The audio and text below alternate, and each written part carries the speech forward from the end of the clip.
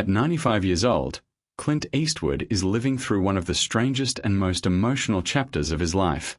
Grief, rumors, unfinished work, and a career so enormous that Hollywood still does not quite know what to do with him. This is the man who spent 7 decades becoming the definition of toughness. The squint, the growl, the refusal to bend for anyone. But behind the legend is someone dealing with loss, aging, and a world that still cannot stop watching him. And somehow, against all odds, Clint Eastwood just keeps going. To understand why this chapter feels so heavy, you first have to understand the scale of the life he built. Born on May 31st, 1930, in San Francisco, Eastwood became one of the most recognizable faces in movie history. He exploded onto screens in the 1960s as the mysterious gunslinger in The Good, The Bad and the Ugly and the rest of Sergio Leone's Dollars trilogy. Those films changed westerns forever. Suddenly cool was quieter. Toughness was colder. And Clint Eastwood became the face of it all. But that was only the beginning. Because then came Dirty Harry, and with it one of the most quoted lines in cinema history, "Go ahead, make my day." But here is what many people missed. Acting was only half the story.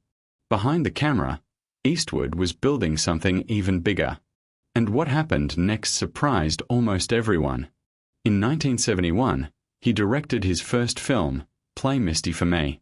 From there, he never stopped.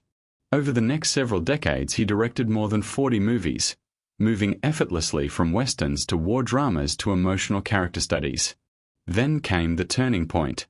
Unforgiven earned him Academy Awards for both Best Director and Best Picture. Years later, he did it again with Million Dollar Baby. Most stars from his era slowly faded into retirement. Eastwood did the opposite.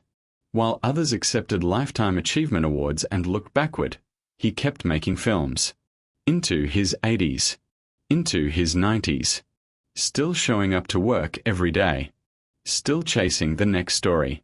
But then something happened that made even longtime fans wonder if the end was finally near. Or was it?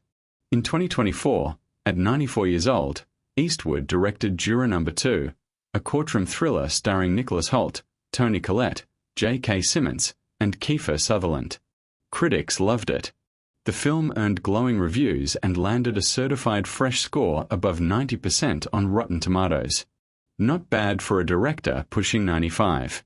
But then came the strange part. Warner Brothers, the studio that had worked with Eastwood for decades, gave the film an incredibly limited theatrical release. Fewer than 50 screens across North America.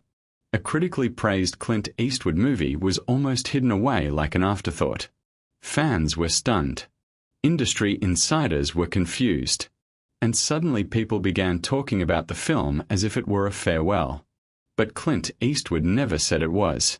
In fact, the truth turned out to be very different. Reports soon appeared claiming Eastwood was already planning another project. People close to him describe him as a workaholic who simply did not know how to stop creating. Then things got even stranger. Around his 95th birthday in 2025, an Austrian newspaper published what looked like a brand new interview with him. The quote spread around the world almost instantly. There was just one problem. Eastwood said the interview was completely fake. In a calm public statement, he explained that he had never spoken to the publication at all.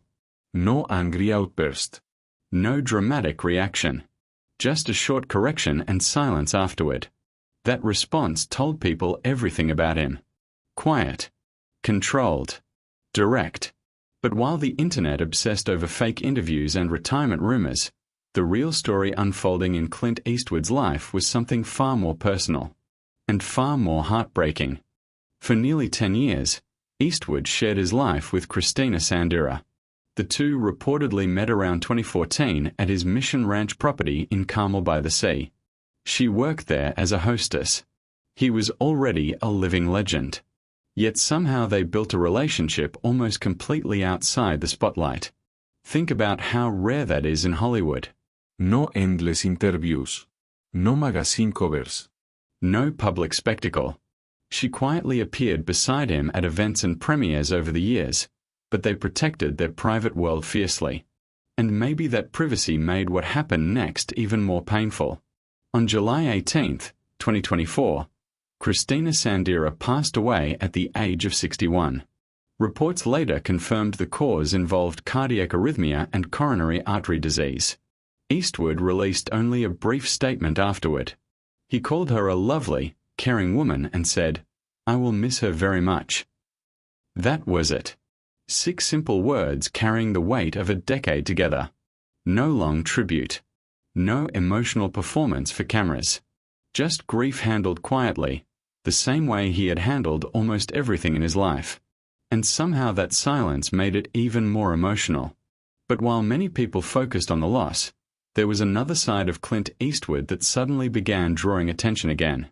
A side most casual fans never truly knew about. And honestly, it changes how you see him completely. Long before the movies. Before the squint.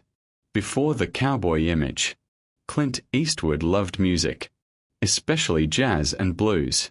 His mother introduced him to the music of Fats Waller when he was still a child, and something clicked immediately. Eastwood taught himself piano by ear, spending hours replaying records and hammering out melodies at the family piano. He later admitted he drove his mother crazy practicing the same riffs over and over again. As a teenager in Oakland, he sneaked into jazz clubs to watch legends like Charlie Parker perform. At one point, he seriously considered a life in music instead of acting. But even after Hollywood found him, music never really left. And what he eventually did with that passion shocked people. Eastwood quietly built a serious musical life alongside his film career. He composed music for several of his own movies. He directed Bird, a deeply personal film about Charlie Parker. He created the documentary Piano Blues. Then came perhaps the most surprising detail of all. In 1997, at 67 years old, Clint Eastwood performed jazz piano at Carnegie Hall. Think about that for a second. After decades as one of the toughest men in Hollywood, after Oscars and Westerns and global fame, he was still sitting behind a piano chasing the music he loved as a child. That image says more about him than almost any movie role ever could. And maybe that is why this stage of his life feels so emotional. Because underneath the legend, people are finally seeing the person. Aging is difficult for anyone. But aging in public, while carrying 60 years of cultural mythology on your shoulders, is something entirely different. The world has always wanted Clint Eastwood to stay frozen as an icon. The cowboy. The gunslinger. The unstoppable force. What people rarely wanted to see was the human being underneath all of it. But now that humanity is impossible to ignore. In the same period when his latest film struggled with studio support, he also lost the woman he quietly loved for 10 years. At the same time, false interviews and retirement stories swirled around him online. Yet through all of it, he kept working, kept showing up, kept developing new ideas. That kind of endurance feels almost unreal at 95 years old. But maybe it makes more sense when you hear what his son Scott Eastwood once said about him. Scott described his father as someone shaped by the Great Depression and a lifetime of hardship. You do not complain. You do not whine. You just keep going. That attitude seems woven into everything Clint Eastwood does. Even grief. Even aging. Even public chaos. He absorbs it quietly and moves forward anyway. And maybe that is why this chapter feels so powerful. Because the gap between Clint Eastwood the icon and Clint Eastwood the person has never been smaller. For the first time in a long time, people are seeing both at once. When you step back and look at the full picture, the scale of his life becomes almost unbelievable. He entered Hollywood during the old studio system of the 1950s. He reinvented westerns in the 60s. He created one of cinema's most famous anti-heroes in the 70s. He evolved into a respected filmmaker in the 80s and 90s. Then he delivered masterpieces like Mystic River, Letters from Iwo Jima, Gran Torino, American Sniper, Sully, and Richard Jewell. Then, somehow, at 94 years old, he delivered another critically praised film with Juror No. 2. That is not just a career. It feels like an entire era of cinema embodied in one person. But through all of it, one thing stayed constant. The music. The piano. The quiet private world behind the fame. Somewhere, even now, Clint Eastwood is probably still sitting at a piano. Maybe in California. Maybe between meetings for another film project nobody knows about yet. Maybe simply playing for himself the way he did as a kid. And perhaps that is the real story here. Not the rumors. Not the headlines. Not even the awards.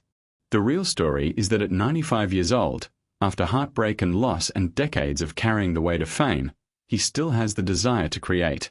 Still has the discipline to keep moving forward. Still refuses to perform a dramatic farewell for the world. Hollywood keeps waiting for Clint Eastwood to deliver some grand final goodbye. But Clint Eastwood has never done things on anyone else's schedule. And maybe that refusal to stop, refusal to fade quietly into the past, is the most Clint Eastwood thing imaginable. What stays with you after looking at this chapter of his life is not just the legend. It is the humanity underneath it.